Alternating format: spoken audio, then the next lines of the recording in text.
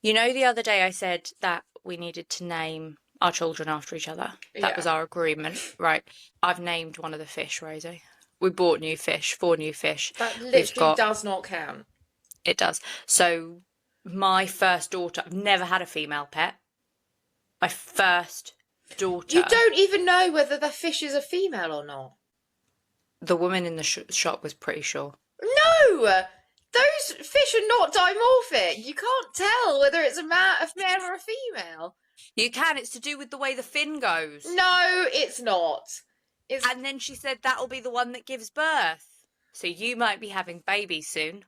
Okay, if you can tell me which fish it is every single I will. time. You literally can't because they all look I exactly the same.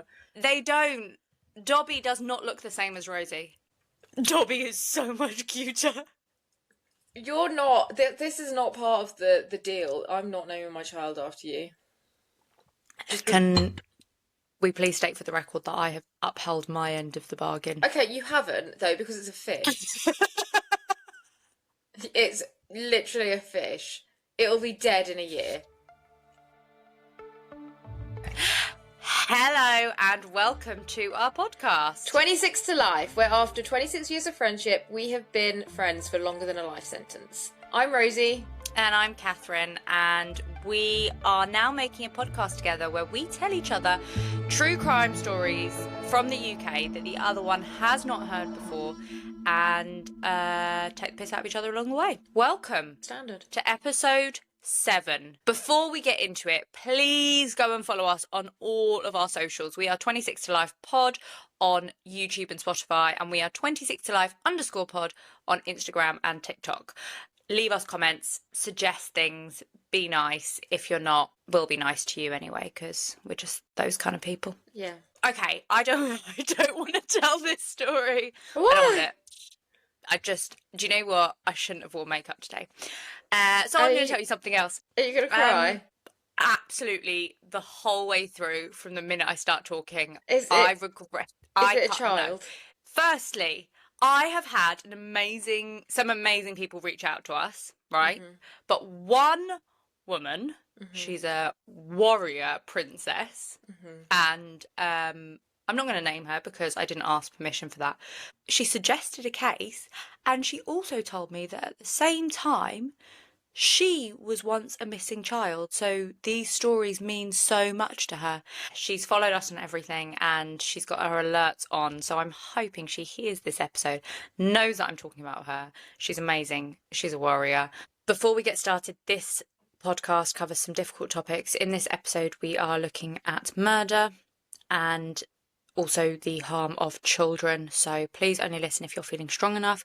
And I will also link support networks in the chat, so not the chat, what's it called, in the comments. So if you need it, it is there. But this episode gets me 1,000,001 times, so please only listen if you are up to it. I don't know why I've done this case. So we are in This is a great start. I'm anxious. We are in Bristol, which is 2 hours west of London. Do you still have to do naughty elephant squirt water? No. Do you not? No. If you looked at a place, you'd be able to say that's northwest. Yeah. Oh, no, I can't. I can just see the compass in my brain, and it's north, south, east, west. I can't. I can see elephants. Catherine here doing some editing, and just realised that I did not tell you the date that this happened. So we are on the 27th of January 2024 when this case takes place. Sorry guys, I'm just an idiot. 7 minutes past 10 in the evening, 3 young men are caught on CCTV attacking a house in Hartcliffe, which is in Bristol.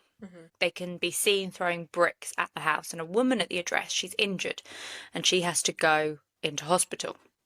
Now, about 3 miles away in Knoll, we have 2 best friends who are having a Saturday night in. We've got Mason Rist, who's at his house, and we've got Max Dixon at his house. And But they they're best are friends. best friends, playing on the PlayStation.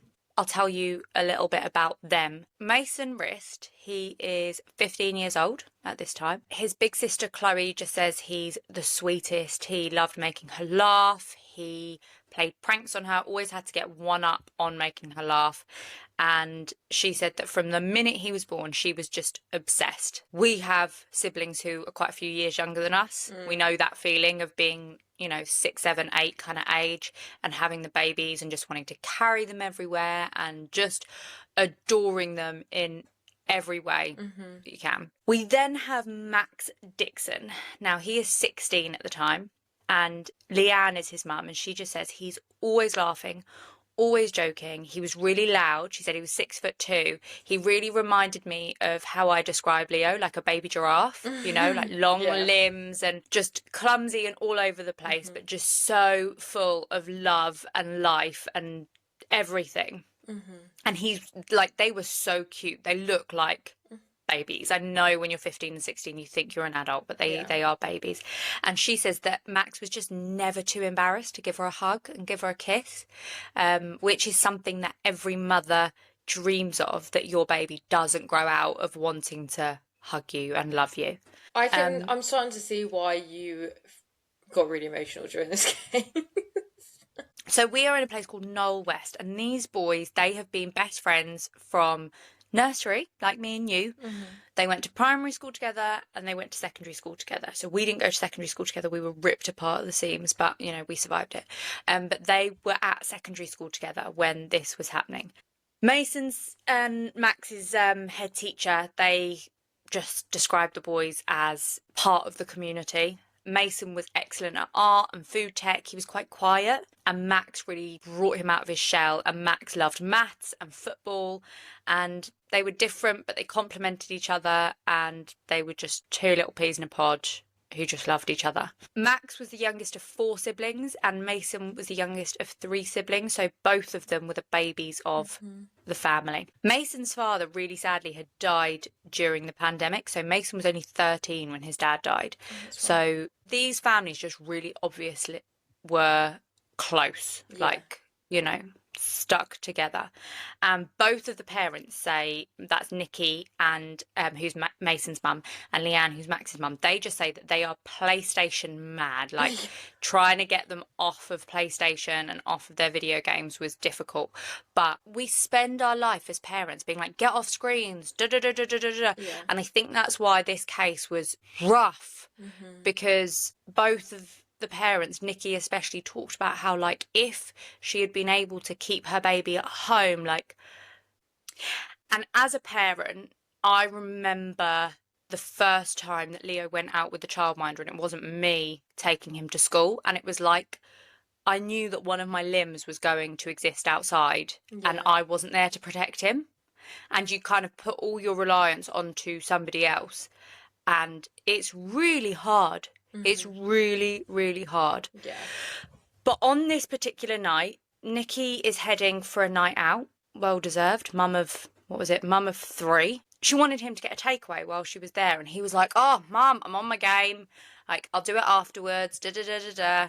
And classic teenager. Classic teenager. He's busy. He's in the middle of a game. And did you not know it's the most important thing in the world? Duh.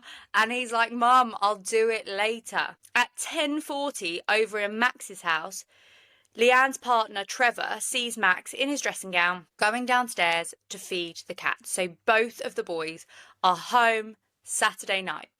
But boys are pests, and also they eat everything all the time. So Mason starts to get hungry. Yeah. Oh, God. Mason starts to get hungry. And he's like to Max, shall we go and get pizza? Great plan. Saturday night. It's like, 11 p.m. Go get pizza. Come home. Play more PlayStation. Brilliant idea. Perfect. So Max makes his way over to Mason's house. Now, he wasn't actually allowed. He did sneak out. But he's sneaking out to go and get pizza. How far away do they live from each other? From what I can see, not far at all. Like within 5-10 minute walking distance. Like they go to the same secondary school, grew up together. Yeah. Really, really close.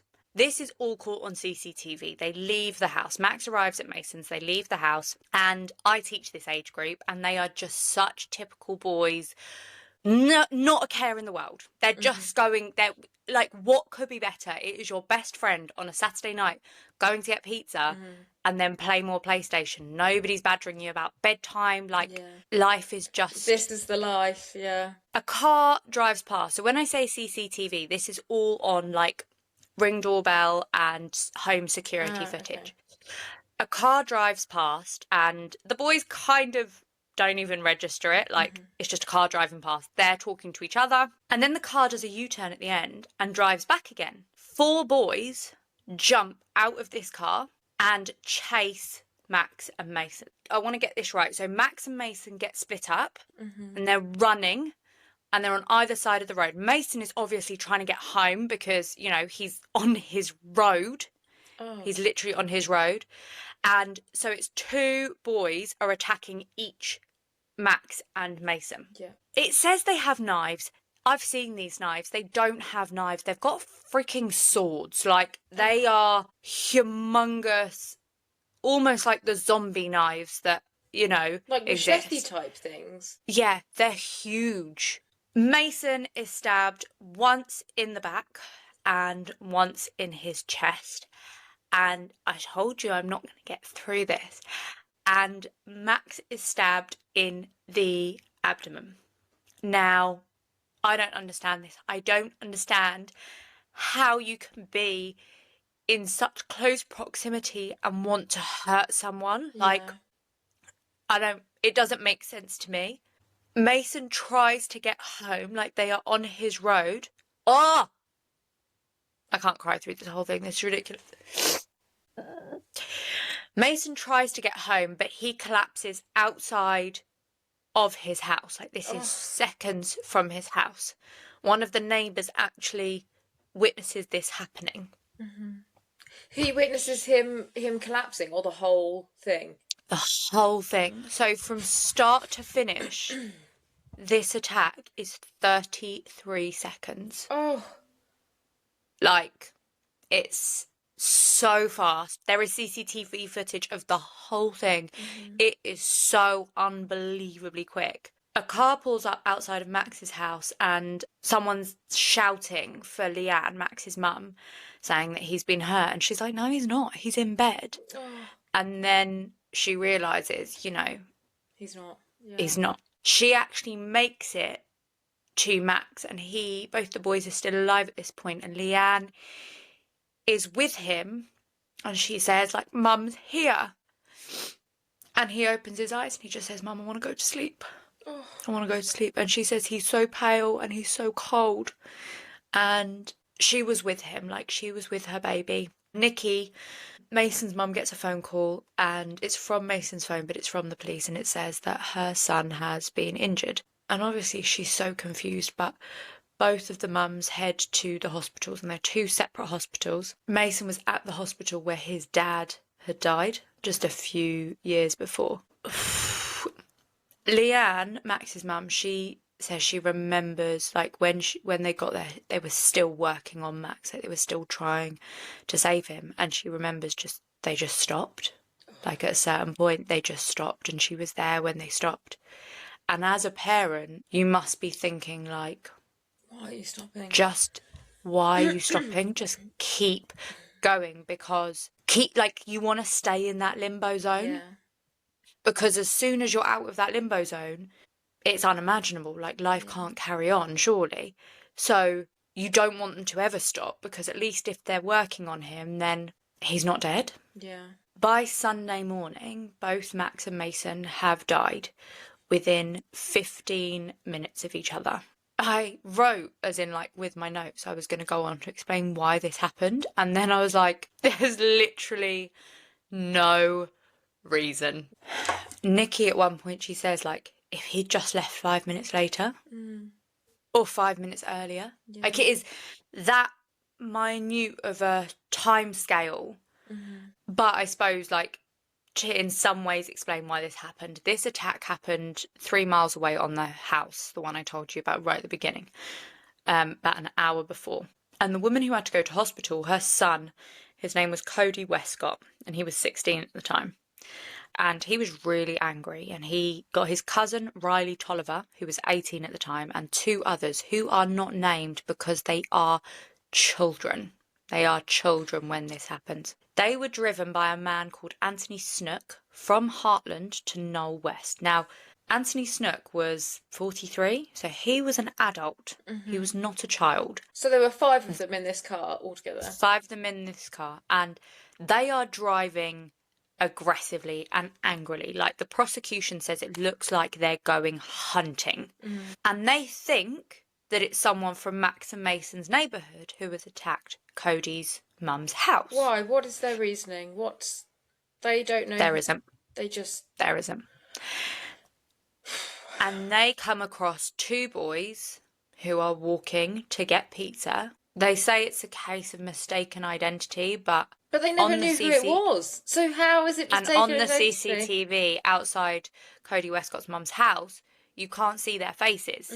You can just see 3 boys with scarves or balaclavas and hoods up. So you've essentially seen 2 boys in tracksuits who obviously have their hoods up. It's January and it's freezing, and you've targeted them.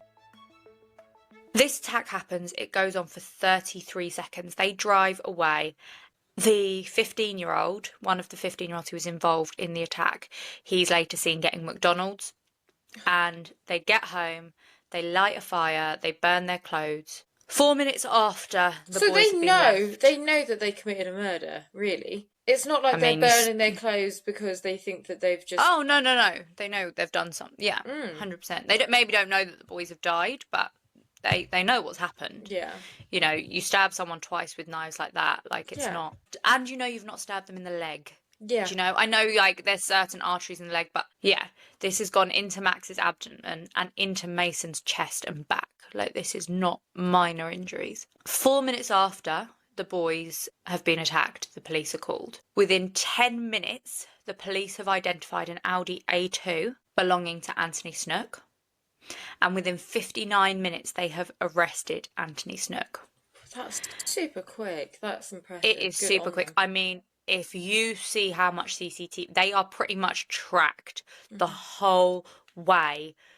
Everything is seen. Like, is it quite a residential neighbourhood then? You said a lot about Ring doorbells and stuff like that. So everyone's got. But even them driving, you can see them driving numerous times. They are caught driving. What kind of area is this? Like, is it? It is a residential area. But is it the kind of road where people have front gardens, or is it houses straight on the street? No. So you see Mason walk down his front driveway garden thing, open the gate, and go out to meet Max. Yeah. Okay. So they're not directly visualize. Yeah. So, and then there's the car. All the roads are double parked. Like, there's cars on either side. It's not an area where you'd be like, no one will ever see us do this. Yeah. Do you know? Quite bold, really, isn't it? To just go and attack 2 young boys. And I hate to say it because I do not want to defend people who've taken, but they are children. They are. This is children doing this. Yeah. And they think they're invincible. Yeah. Snook is arrested for murder, and by the time they arrive to the police station, he's being arrested for a second murder. So when he's in the back of the van, they get the call to say that at 12:49 in the morning, 11 minutes to 1, Mason is declared dead in the hospital. And at 2 minutes past 1, Max is declared dead. So these boys die within 15 minutes of each other. Snook says, I was the driver. I had no idea what they were going to do, and he won't say who they are. Now, I don't buy it. The police don't buy it. No. What were you driving around for? Why were you doing this? What was the need? What were you hoping that they would find? They weren't small knives either. It's not as if they could have concealed them under their jacket. And he was the adult. He was the adult that could have diffused this situation. Yeah. Now, Gary Haskins is the detective in charge of this case, and when he talks about it, it's like he was really affected by this case. And I don't think you have to have children to be really affected by this case. Like, maybe, there are certain cases that do hit us harder, and I think being a mum to a teenage boy and teaching teenage boys, I struggled with this a bit more, but I don't think you have to be in that situation to see how senseless and tragic this is. 4 days later, Riley Tolliver is arrested at his home, and that's the 18-year-old. So that was Cody's cousin. On the 31st of January, 300 people gather in Bristol in memory of 16-year-old Max and 15-year-old Mason. And at the school, the pupils hold a vigil, and the teachers just talk about how difficult this time was. I mean, you don't even have to be best friends with the boys for it to affect your day. I've worked in a school and remember one of our students being shot. He didn't die, fortunately, but I still remember how much it affected everybody. And everyone in Bristol is just heartbroken. Like, there's this sense of tragedy everywhere. On the 9th of October 2024, the trial begins, and all of them are being tried for 2 counts of murder. So they find all 5 of them? Yeah. Okay. They find all 5 of them.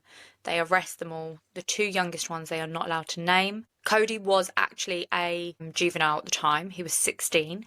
However, the judge waived the anonymity for him because they felt that he was kind of the instigator of this. So they decided to name him. What is the limit for being tried as a juvenile? Is it 16 as well? 18. So he was being tried as a juvenile as well, is it? So he actually isn't. You'll see with the sentencing, but I think there's quite a lot of flexibility and movement with what they can get.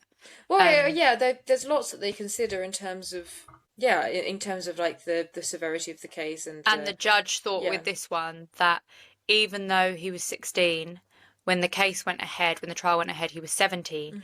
They felt that he was involved enough. He wasn't a bystander. He was involved enough that he should be named. Yes. Yeah. No. Fair enough. And sorry, remind me, what was Snook's connection to the boys? It said a family friend of the woman who was hurt. Oh, okay, sure. It's Cody's mum's friend. Yeah. Something like that. Like uncle, not uncle kind of friend. Yeah. I think so. It doesn't really explain, but fair enough. He knew the woman who, and I'm not, the woman who was hurt. She should never have been hurt. I'm not we're not defending those 3 men or boys who attacked the house. It just wasn't Max and Mason. Yeah. It was nothing to do with Max and Mason. Yeah. So this is a 5.5-week trial, and all of them are convicted. All of them are found guilty. Outside of the courthouse, there's a couple of things that are said. They thank the jury, both the families, and Nikki and Leanne are embracing. They thank the jury and they say that they've got some sort of justice for their boys because, you can't get proper justice. All of them got 2 life sentences. However, the judge named minimum sentences for each of them. So on the 19th of November, Anthony Snook was sentenced to a minimum of 38 years in prison, and he was completely emotionless, apparently, when this sentence was handed down. And the police officer says what I thought, he was the adult in charge. He could have done something that changed this. I mean, if he had just said no to driving everyone, then it would never have happened. All he had to say was no, this is a bad idea. Yeah. And Nikki, who's Mason's mum, she just says for her, a life should be a life. You took 2 lives, you should spend the rest of your life in prison. And both Nikki and Leanne talk about the fact that you still get to be alive. You still get to have your family visit. You still, you are alive, and their beautiful boys aren't, and it's not fair. Riley Tolliver and Cody Westcott both receive a minimum of 23 years. And like I said, Cody was a child at the time, but the judge felt that he was the leader, so they had to name him. Yeah, but why did he get less than Snook? He was the instigator. I know that Snook was the adult, so really Yeah, I mean, he was the responsible adult, but he... Because I think if a minimum of 23 years, like, technically they could be trying him as a juvenile, in which case he would not get anywhere near as much. But they've increased that because of the severity. I mean, I don't know. Like I said, in the Sabina Nessa case, there is a freaking catalogue of so things that go with, you know, and the 15-year-old is getting a minimum of 15 years, which actually really surprised me. Yeah, and the 16-year-old is getting a minimum of 18 years, which really, really shocked me, because I thought if this ends up being like 6 months because they're a juvenile, I thought that's... Because they were also the ones who did it. It wasn't like they stood and watched, you know? They all jumped out of the car. Yeah. There's a lot of talk around how the boys would have felt at the time, and it doesn't even bear thinking about. They must have been terrified. They were running literally for their lives. Like, you see them running, and how can 33 seconds be so monumental in changing the trajectory of people's lives? And Mason's sister, she just says, like, life feels unfinished for him. Said his clothes are still in his room and they smell like him. And you can't. How do you get your head around the fact that that happened? There was no preparation. There was no warning for it. They weren't involved in anything. They were just sweet boys. And I did not want to do this case after I started researching it. But this is so important. Something has to change with knife crime in this country. It's not good enough for our children. I've taught a boy who died at the hands of knife crime when he was 17 years old. I met him when he was 11. He was a baby. It's so senseless and unnecessary, and it's not good enough for our children. No. It's not good enough. So I just want to go through a couple of things because something's got to change. In the 12 months before June 2024, the police recorded 50,973 offences, including a knife or sharp instrument. That's so much more than I was expecting. And in that same time period, there was 225 murders involving a knife or sharp instrument in England and Wales. Now, there's been a number of schemes that have been set up in order to try and reduce knife crime. So we have knife surrender schemes. I don't know if you've seen them. They're boxes where you can just surrendering weapons, no questions asked. Obviously, if they have been used in connection with a murder or an assault or anything like that, they will be looked at. But if not, if you are just...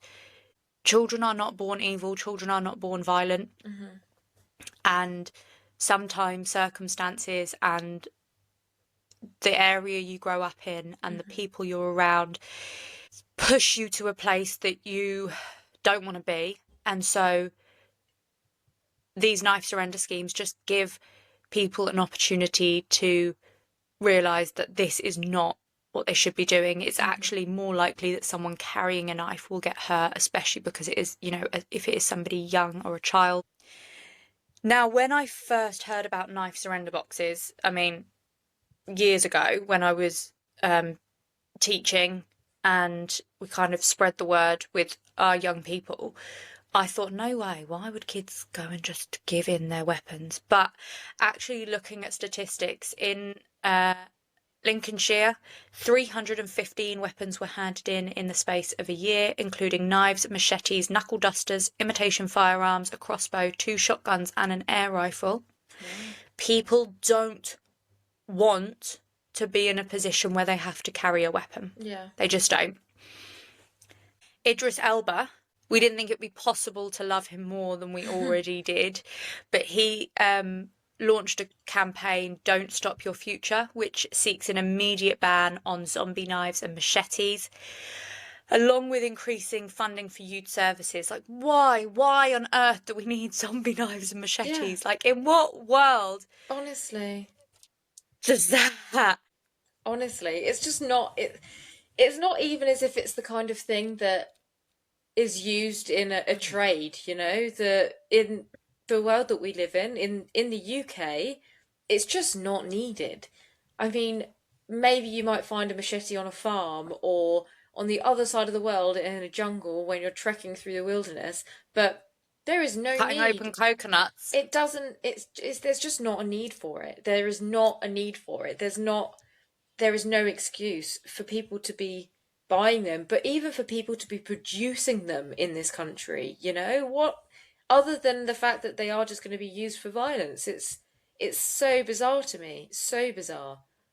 And I think with this type of crime, this is a cross, like, interdisciplinary thing that needs to be addressed, because it is gang culture, it is institutionalized racism that exists, it is lack of funding, it is lack of resources, it's so many things that need to come together. It isn't as simple as getting young people, like, there is an issue within our society where young people feel like they need to retaliate or protect themselves or anything like that, and there's so many different groups that need to say, like, enough's enough. Yeah, but it's also to do with society in that you're considered a wuss if you walk away, when really you're actually run away. You're actually a lot stronger for walking away. You know, I mean, it sounds so cliche, but you are the bigger person for walking away and stepping away from that. Like, you are the better person for doing that. There is also gloves up, knives down. I don't know if you've heard of this. I'm not sure I have. It was an initiative that was started in 2019, and I'm just going to read kind of what their aim is. Is a social enterprise committed to supporting young people living in communities affected by knife crime, providing access to boxing training to help them lead fulfilling and healthy lives away from crime. We believe that through the discipline of boxing, we can provide young people with the opportunity to channel their energy and frustrations in a more productive and positive way, helping to build young people's physical fitness and mental well-being, as well as helping to create stronger communities.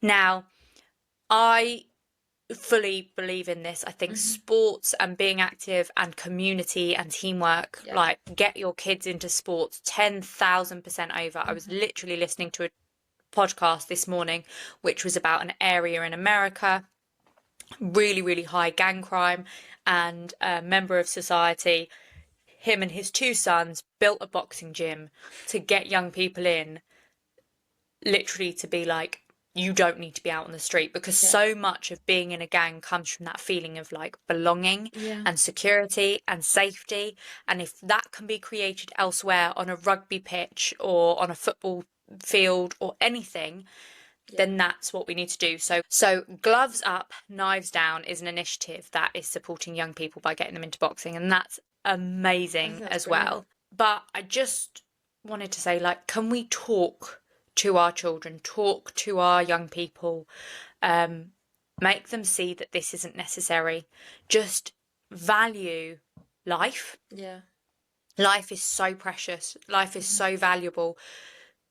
We shouldn't be so quick to throw ours away or throw someone else's away. We just need to talk to people more. But as always, I want to try and end with Max and Mason to ensure that they're not forgotten in this whole thing. So I just want to read out I don't know why I do this to myself.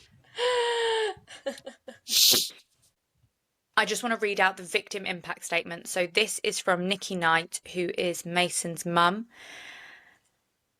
And it read, Mason was my youngest son. Living at home together, we always have fun and good banter. He would make fun of me and wind me up about things. We would banter back and forth, taking the mick out of each other and having a laugh.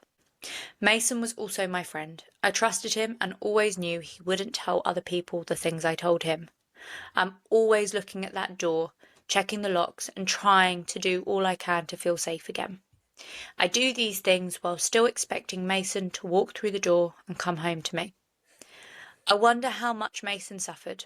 Did he feel pain? Did he fight back? Did he go to be with Max? Did they talk to each other? Did he run away? Did he know he was stabbed? Did he know what to do? Mason used to say he was the man of the house. He wanted to protect me. But now I feel I failed to protect him. I always imagined we would live together forever. And Max's mum, Leanne, she said, Max was a 16-year-old boy exploring and figuring out what he wanted to do in life. Max was a big character with a happy and joyful look on life. He was funny, kind and caring. He was a huge part of the family and was very popular among his friends. We were very close. He was my boy. As much as I know Max would want me to carry on with life, it's really not that easy, as he was one of my reasons for living my life. My son didn't deserve to die. Mason didn't deserve to die. And our family don't deserve to have to go through this. But due to your actions that night, 2 families have been destroyed and there is no justification for that. This has to, in some way, end. This can't be the way that young people live their lives, and there has to be more that is done. So I'm going to pop some support links in there. The Ben Kinsella Trust is an anti-knife crime charity helping to create a society where no one suffers the loss of a life to knife crime. Childline offers a safe and secure place for you to talk. They can help you. The Mix has advice on what to do if you feel the need to carry a knife. No Knives, Better Lives offers practical support and information on the effects of knife crime. And if you want to have more activities or groups or support near you, there is a website called Joy where you can look to see what's going on in your local area. If you are a parent or a sibling or anyone, just hold your babies close. Don't leave the house angry.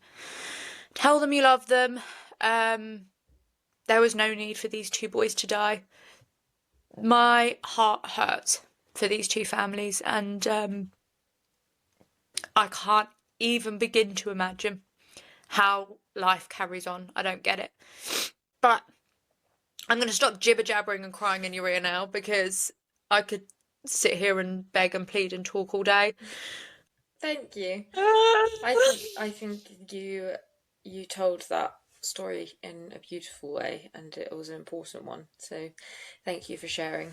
I mean, do you need to go and have a lie down? Nope, I've got things to do.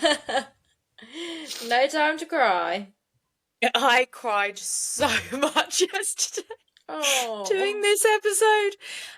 There's a BBC documentary on this, which I will also link, and I'll link where I saw their victim impact statements and all of the other news articles that I read, and the photos in this episode of just these 2 gorgeous young men who clearly were the light of their families' lives, and I wish them recovery, peace, healing. Love, healing, especially as we're in the run-up to those boys' anniversaries.